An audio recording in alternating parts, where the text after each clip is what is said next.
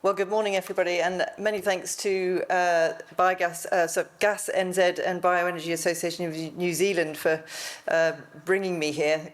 Quite a long way it is from New Zealand, from London. I was about to say that I'm feeling an awful lot better, than I was when I first arrived, but obviously still stuttering slightly.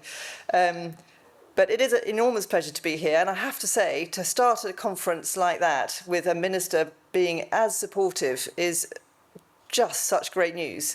So his name obviously matches the commitment, which is really very good indeed. So let me now just talk a little bit about who we are and some of the work we're doing and what's also happening outside New Zealand in the biogas industry to help demonstrate that you're in the most exciting industry in the world today. Not that I'm biased or anything. As Jeffrey said, the World Biogas Association was set up in 2016 by national associations from Italy, the UK and the USA and 20 founding member companies. At the time, there was no association representing the industry at a global level, and so globally, very little was being discussed about biogas. We now represent over 100 companies globally, including many national associations. And probably most importantly, we're accredited members of numerous UN organizations, including the UNFCCC, and a formal partner of the CCAC, which is the Climate and Clean Air Coalition, and the delivery body for the Global Methane Pledge. We work with numerous other organisations, but fundamentally we are the global association for the biogas, landfill gas and anaerobic digestion sectors. Just a quick overview of some of our members. Both Gas NZ and Bioenergy New Zealand are our members. And so now on to what we focus on. Globally, we humans are generating over 105 billion tonnes of organic waste every year. All of those organic wastes are emitting methane, they're causing human health issues, they're polluting our rivers and oceans. And today, only about 2% are being recycled. You can see broadly the makeup on the right, 6% of our own sewage, 9% food waste, nearly a quarter agricultural residues. The biggest proportion is animal manures and slurries, and then there's a fraction there, about a quarter of our potential that is through sustainably grown crops. Now, why does this matter? Well, actually, all of that organic material is really valuable stuff. If I could produce the right English accent, I'd say, where there's muck, there's brass, but I haven't quite got the right accent, but it's true. If we could recycle all of those organic wastes, we would be delivering half the global methane pledge. And I think we all know that methane is a particularly problematic gas. In its first 20 years of life, it's 86 times more potent than CO2. So that's why the world has recognised that to put a brake on climate change as fast as possible, addressing methane emissions is the single most important thing that we can do. If we look at all greenhouse gases, it can reduce global greenhouse gases by 11%. So this is really existentially necessary, but it's also an incredibly positive economic story because within all those organic wastes, they contain about a third of today's fossil gas consumption. That's a lot of energy, and considerable quantity of nutrients and organic matter that is necessary for returning to our soils for future food production. It's a great job creator. Globally, we're going to need something like 10 to 15 million new people coming into the sector, and the opportunity to develop the supply chains to build the infrastructure that we're going to need. So just a quick overview now of where the industry is today, and this data is taken from the International Energy Agency's second report on biogas and biomethane, which was published quite recently. Today, the industry is already producing around 1% of today's fossil gas demand. It's growing. It has been growing 20% year on year for the past 3 or 4 years. So that's a pretty exciting rate of growth, but we haven't really got going yet. So this is really one of the most exciting sectors you could possibly be in. The anticipation is that we will be growing at a much faster rate Already $2 billion annually is being invested in the sector. The IEA is estimating, and I think we could do this faster, but the IEA is estimating that demand for biogas and biomethane is going to double between now and 2035.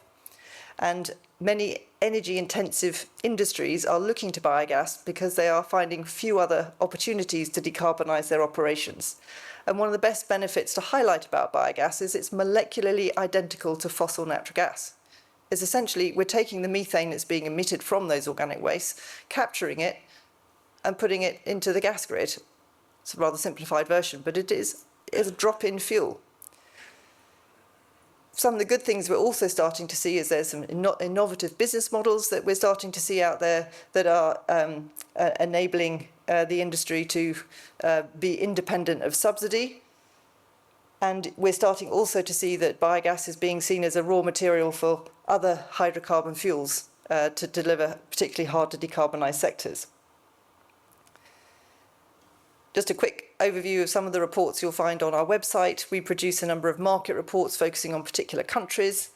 And the report I'm most proud of, I think, is the Global Potential of Biogas report that we did a few years ago, which was the very first report that looked to identify how much organic material is out there, the value it can deliver, and why we need to be recycling organic waste. That's where we were able to produce, demonstrate that we're not just a squirt of gas, which is how we've been referred to in the UK for some time.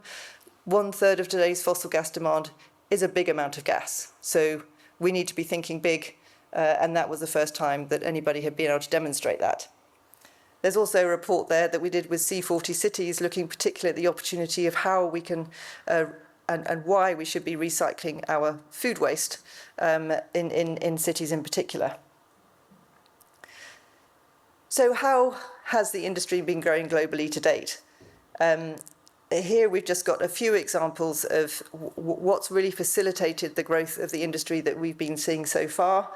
And one of the first ones is setting a national biomethane production target to really ensure that investment has the confidence that they are going to be able to see the growth that we're looking for. Some of the examples you can see there, the European Commission's Repower EU plan, which has set a target of 35 BCM of biomethane a year by 2030. It was a very, very ambitious goal, but it's looking to mobilise 37 billion euros of investment. India has set a target of 5% biomethane in compressed natural gas for transportation, to be with a view to getting that happening by 2028-29. And from next year, Brazil has mandated that at least 1% of carbon dioxide emissions from fossil gas producers and importers must be abated through direct commercialisation or biomethane credits. Other measures have included an ETS, so it's great that there's an ETS here in New Zealand, and providing initial financial assistance to the sector to help with the growth. And it's good to see that there is already some measures here in New Zealand. A couple of examples there, that Ireland has developed a national biomethane strategy, which is providing subsidies of 20% of capex, up to a maximum of 5 million euros. And Italy has a subsidy of 40% of the investment cost coming from the EU's National Recovery and Resilience Plan. Another measure that's been really helpful in ensuring that the organic material that we're talking about is diverted to anaerobic digestion, and great to hear that announcement from Minister Watts today, that identifying anaerobic digestion as the priority treatment for organic wastes. That's particularly important. It's been in the UK. We have a waste hierarchy which demonstrates that anaerobic digestion is the best treatment for food waste in particular. And here, a few more examples. I think Milan is probably one of the leading countries to do that, which has been producing really impressive results from segregation of food waste at household and commercial level, with very high capture rates. And one thing just to highlight there, that by segregating food waste, you're also reducing food waste arisings, because people are seeing how much they're wasting, and once you start managing it, you start reducing it.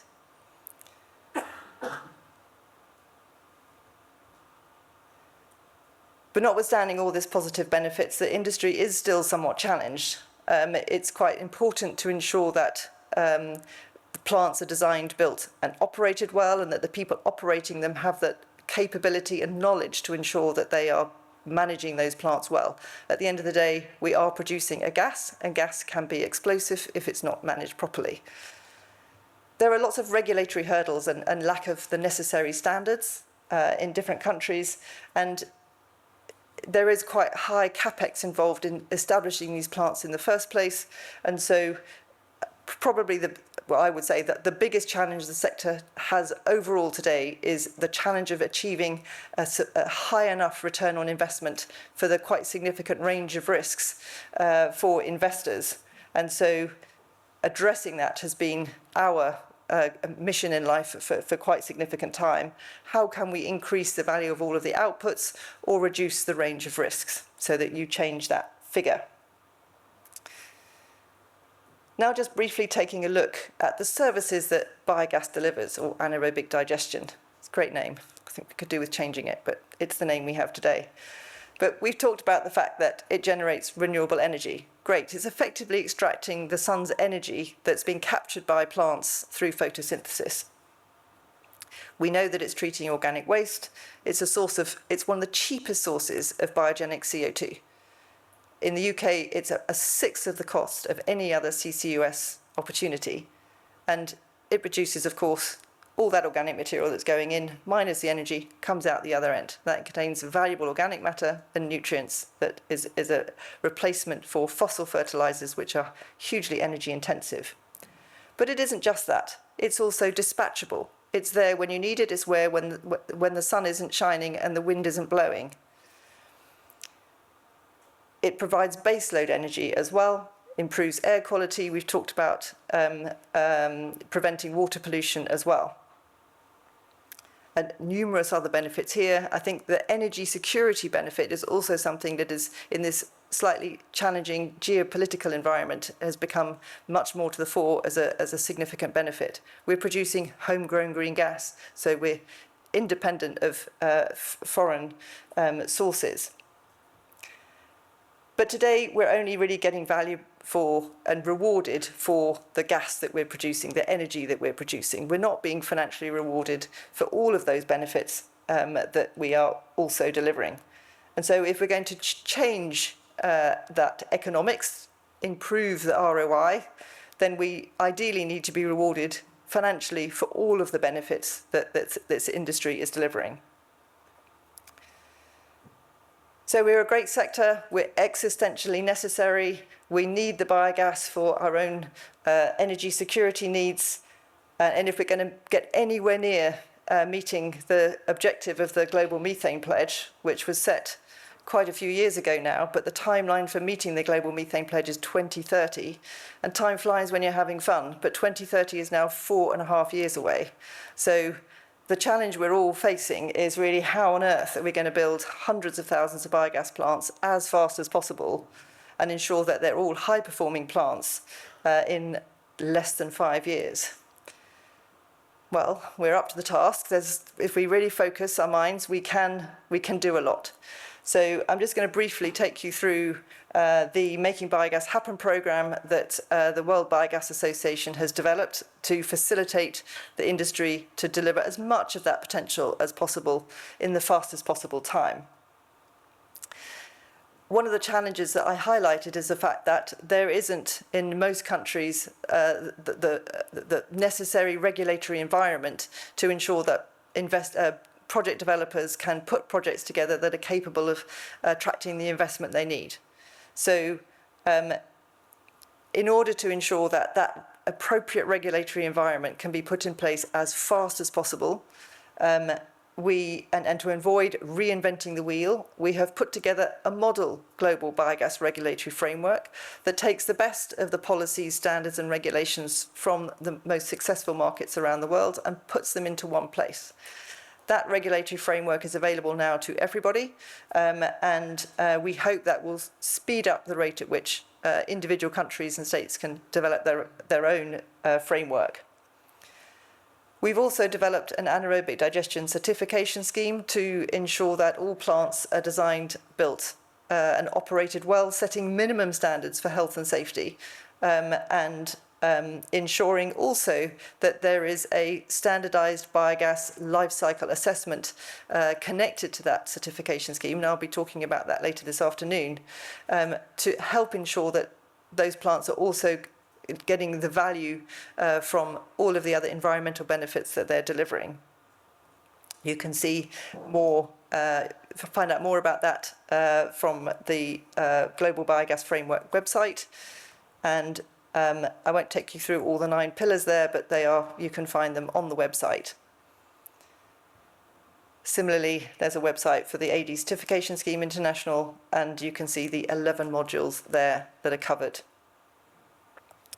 We're now in phase 2 of the programme, and I should have said that the first phase, both of these phases have been funded by a combination of the Global Methane Hub and some of our corporate sponsors, Total Energies and GHD, as well as the law firm DLA Piper that did the legal review of the programme.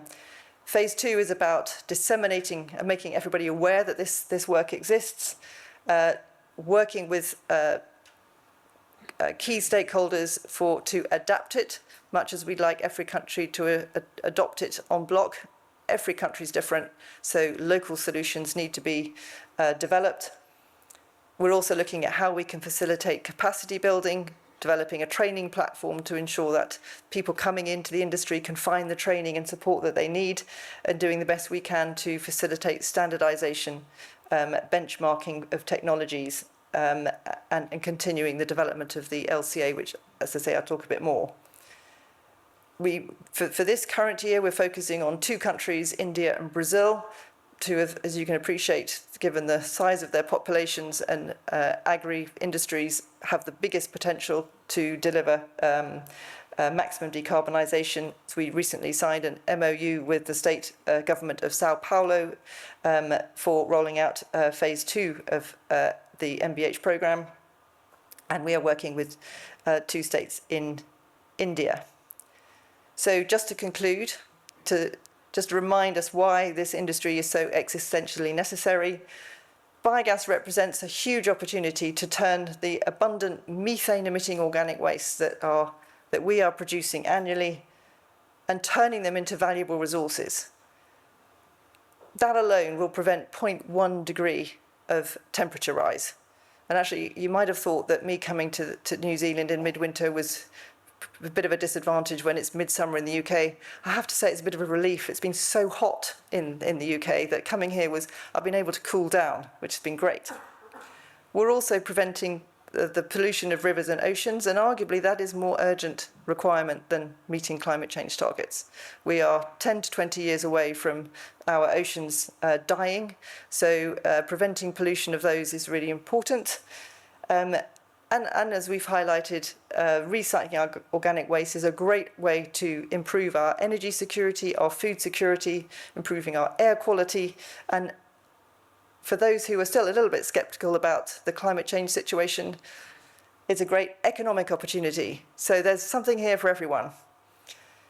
We're already producing 40 billion cubic metres, about 1% of fossil gas demand, which is significant, but we're looking at doubling that by 2035. And obviously, if we all get going, we can improve that even more. But we have the potential to deliver 1/3 of today's fossil gas demand. So we're big, we're exciting, let's try and get on with it. Our Making Biogas Happen programme is here to help countries and states ensure that they've got the tools they need to put the right regulatory framework in place, and to facilitate the scaling and rapid growth of a high-performing and professional industry as fast as possible. So do join us, and I wish you all the best here in New Zealand to ensure that you develop here as fast as possible a very exciting biogas industry. Thank you.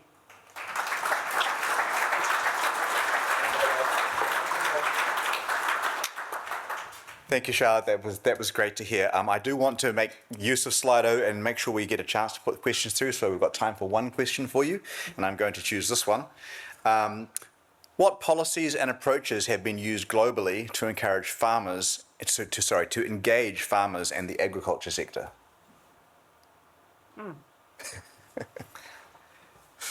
That's harder than it looks to answer. I suppose I'm closer to home to the UK, but farmers struggle a lot in the UK, so I don't know how it is here. But biogas is very much seen as an opportunity to generate an additional revenue stream.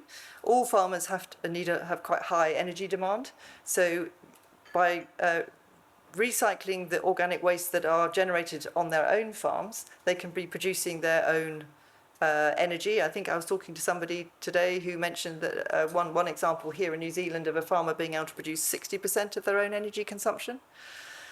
Other opportunities are to look at growing catch cover and other crops. So in between food crops, regenerative farming is growing in awareness, and the catch cover and other crops that can be used for biogas are actually an opportunity to generate more revenue for farmers whilst also improving their food crop yields.